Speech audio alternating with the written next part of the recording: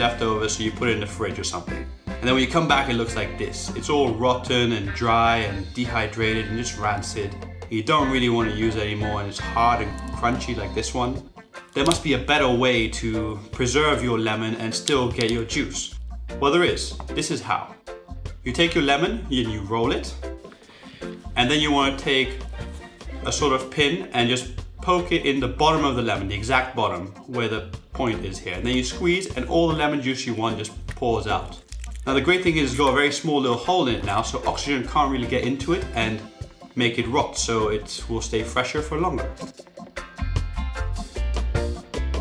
Sometimes you want to spread some butter, but when you take it out the fridge, the butter is super hard and really hard to spread.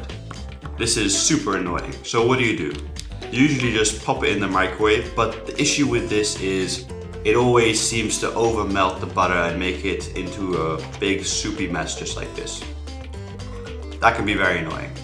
So there must be a better way. Well, there is. You take a cheese grater and then you just grate your butter stick. Yes, that's right, grate your butter stick. Now that's got two added benefits. One, it delivers energy to the butter by the grating motion, which makes it a bit softer. And also the higher surface area makes it softer quicker also. Lastly, it's in this funny, interesting spaghetti-like consistency, which now is super spreadable, so you can just spread it on whatever you want, and you have nice soft butter. Success!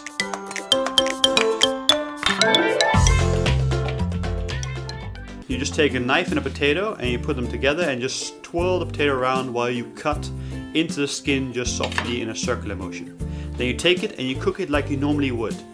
Now, by cooking the skin with the potato, you actually infuse the potato with more flavor, because most of the flavor of the potato is actually in the skin, so you get more potatoey mash.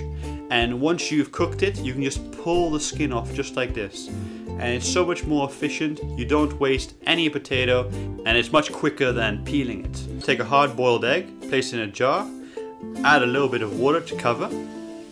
Then you just place your hand over the jar and shake it like mad. And once you're done, which is pretty soon, you just take the egg out and the shell is basically falling off the boiled egg. And it's that easy to remove. Alright. Trick number 5, staying on the same shaking idea. This is a garlic bowl, and I'm just going to place it in a jar, and again, shake like mad. Okay, once you've done that for a little bit, then you just pop it out, and you just remove some of the husks, because they'll get in the way later. Okay, once you remove the husk, just put all these garlic cloves back inside. Alright, put the lid back on, and again, shake like crazy. Keep shaking. Just carry on shaking. And now you just pop it out, and all the skins have separated from the cloves. You can just pick them away and put them to one side. And then you've got these beautiful little garlic cloves, and if any of the skins are still on, you can put them in the jar and shake again, or just easily pull it off very easily, like that. Okay.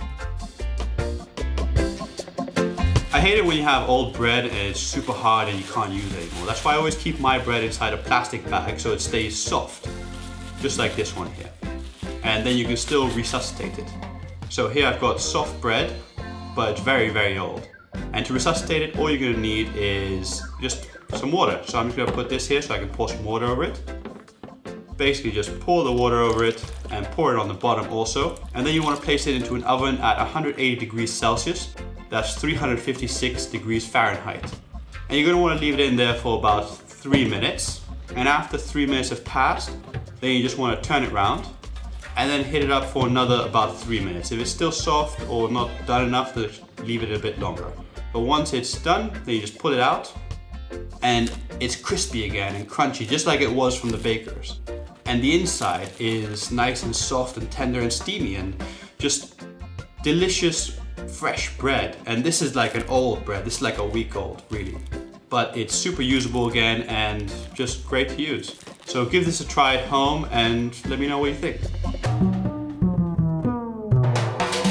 For this trick, let's assume you can't find your bottle opener, but you do happen to find your blowtorch.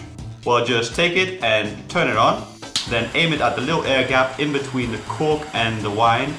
And what will happen is it will heat up the air and make it expand, pushing the cork out the top. in a nice little explosive bang. Just like this. Success. Alright, now just turn your blowtorch off and pour out your wine like you usually would and enjoy it. There we go. Done. Alright, so this next trick is called the black egg. And for this, you're just going to crack an egg into a bowl and then separate out the yolk. The simplest way to do this is just with a spoon. You scoop it out like this and just pop it in the other bowl. Now, I'm going to add some black cuttlefish ink. But if you don't like the savory, fishy taste that this has, you can always just use black food coloring and just mix it together like this. Okay, once you've mixed it together, then you're going to want to fry it. So here I'm going to put some oil on a pan and here I'm just going to plop it in. Now, one thing that happens though is when you beat egg whites, they become a bit more runny, so it'll spread out a lot more than you want. If that happens, just simply push the sides in like this, just to keep it in an egg sort of shape. Alright, now you're going to want to add your egg yolk back in. So just add it on like this and put it into position where you want it to be. Okay, once it's done cooking, there you go. It's simple, done. Just cook it like you would a normal sunny side up fried egg.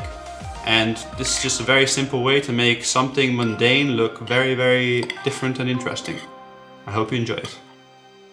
Sometimes you've got some eggs and you just don't know whether they're fresh or not.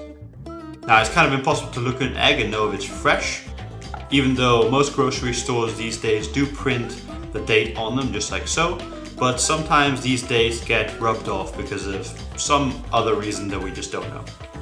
Now, in that kind of case, what do you do to figure out if an egg is fresh or not? Well, here's a simple trick. Just drop your egg in some water and the fresh ones will sink to the bottom just like this. And the unfresh ones will float to the top just like so. Now, the great thing about this trick is you can do it with multiple eggs if you happen to have a big enough tub. And then you can easily detect which eggs are fresh and which eggs are no good. For example, here, these two are no good and I'm just going to dispose of them and cook with the rest. Alright, so now I'm going to show you an amazing new way to make poached eggs even better. Start off by taking an egg and separating it like this. Now you want to take some basil, or albahaca in Spanish, and just finely chop it up. So cut it like this and chop it up like that. Now you can use any other herb you like, but the combination I'm about to show you is pretty good. Okay, so take your basil and add it to your egg whites, just like this. And then add a little bit of mozzarella cheese, but you can add any other cheese you like, or any other ingredients for that matter. You can put little bits of mushroom or little bacon bits, whatever you like with eggs. Okay, once it's mixed up, take another bowl, take some cling film, dent it into the bowl, then spray it with oil so that you can unstick it later, and place half your mixture into the bowl like this. Now place your egg yolk and cover it up with the rest of the mixture, just like so. Okay, now to close it up, you just bring up the sides and you can either tie this into a knot or use a little piece of string and tie a knot around it, or you can use one of these simple, cheap little clamps and just clamp it shut. Now you can get this everywhere, it's no point mentioning it. Okay, now to cook it, I'm going to place it in some simmering water for 5 minutes to get a nice runny egg yolk. But you can cook it a little bit longer if you want to have a more hard egg yolk. Okay, so once it's done, you just take it out. And then you just unclamp it, and I'm going to place it here on some bread. And it's delicious like this, but you can also add it in, say, an Eggs Benedict recipe or some salad, or just anywhere you want to use a poached egg. This is just way better and more tasty.